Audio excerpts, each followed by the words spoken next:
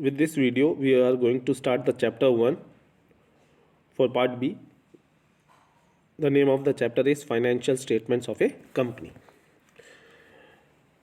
In earlier classes, we have studied the meaning of financial statement of a company. It includes the balance sheet, statement of profit and loss account, and cash flow statement, including the notes to accounts. Now, in the beginning of the chapter, the meaning of key terms is given. Okay, we will be discussing all these terms one by one. Let's go to page 6, where the format of balance sheet is given as per part 1 schedule 3 of the Companies Act, okay, in the 2013.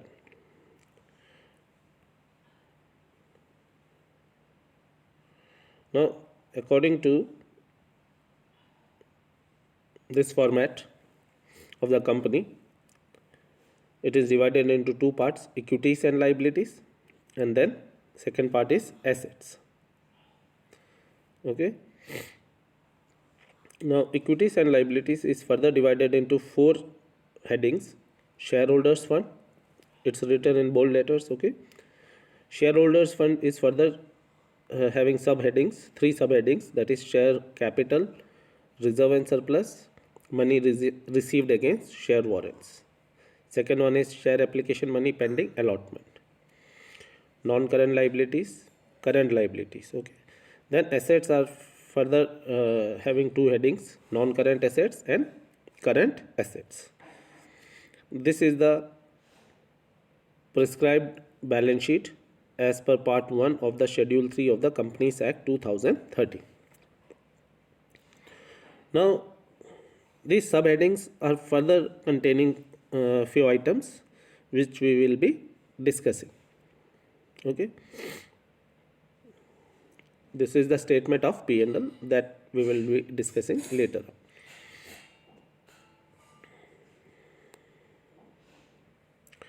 Now see, as per the balance sheet, some important terms, heading and subheading is given, like debentures.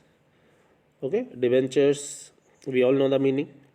It is the acknowledgement of the loan taken by the company. Its main heading is non-current liabilities. Okay, and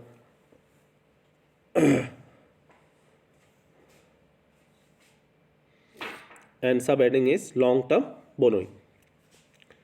Second point is given public deposits, non-current liabilities. Okay, and subheading is long-term borrowing. Like that, the third one is security premium reserve. It is coming under the main heading shareholders fund under reserves and surplus. Fourth point, capital reserves. Main heading is shareholders fund and subheading is reserve and surplus. In the board, they will be asking us about the heading, main heading and subheading. They will be giving us the items, around 6 items they give. 3 marks question is there, so half mark each, and for that we have to give the name of the main heading and subheading. Like this, they have mentioned the name of all the items which are majorly asked. In total there are 3 pages. Okay,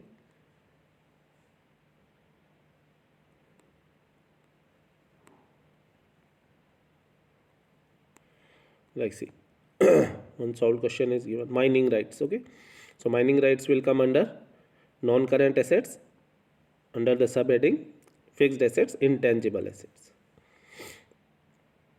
Encashment of employees earned leave payment on retirement, non-current liabilities, long-term provisions.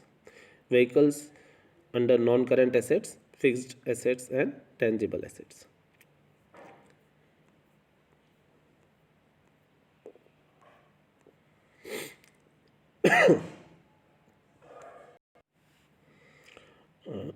Let's go back to the first page. And let's discuss the meaning of key terms. Like in the balance sheets, the first heading was equities and liabilities. Okay. And in that, the first heading, main heading, was shareholders fund. Now, what is the meaning of shareholders fund? Shareholders fund are the funds belonging to the shareholders of the company, the owners. It includes equity shares and preference shares. Okay. So shareholders funds consist of share capital, reserve and surplus, and money received against share warrants, as we have seen in the balance sheet. Shareholders fund was having three subheadings. Okay. So share capital, the first heading was, subheading was share capital, and according to this, it is the amount received by the company as capital. It includes both equity capital and preference share capital. Okay. Second, reserve and surplus. It is the amount set aside out of surpluses, whatever profits the business was earning. From that, a part of the profit was transferred to reserves. Okay. So the balance in the statement of profit and loss account, amount received as security premium, okay, um, or capital reserve, all are shown under reserves and surplus. Okay. And the reserves may be free reserve, like reserve fund, general reserve, or specific reserves. Okay. Surpluses, it is the balance left in the profit and loss account. Okay. Accumulated profit which may be appropriated towards reserves or for the payment of dividend. Next beta, money received against share warrants. Now the meaning of share warrants is written in the second line. See, share warrants are financial instruments which give the holder the right to acquire equity shares in the company at a specified date at a specified rate. Okay.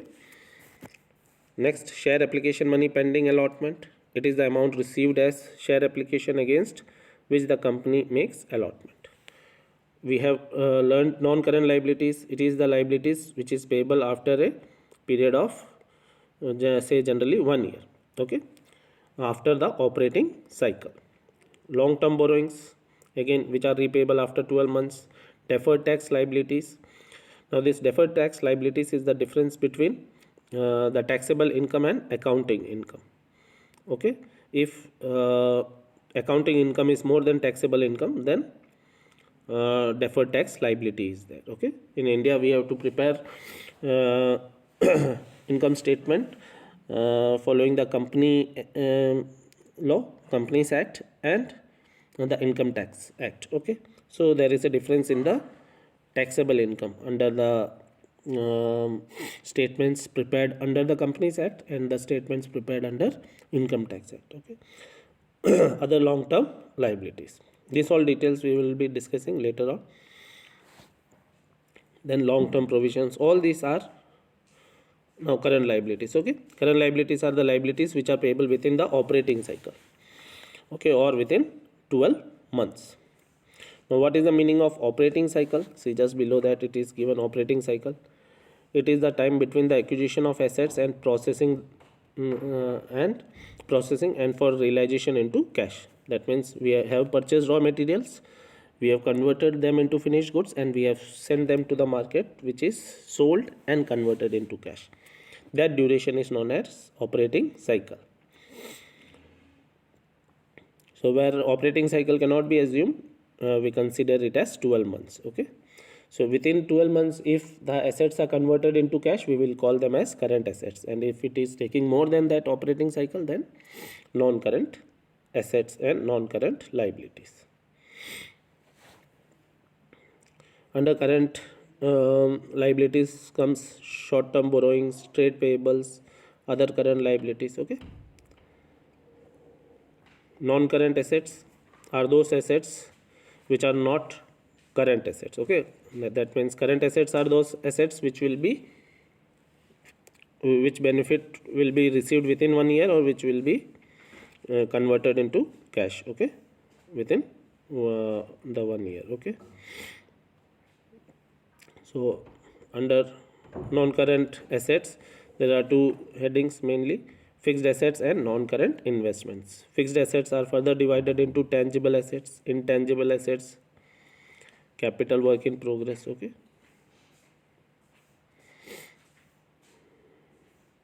We all have studied the meaning of these terms in class 11th.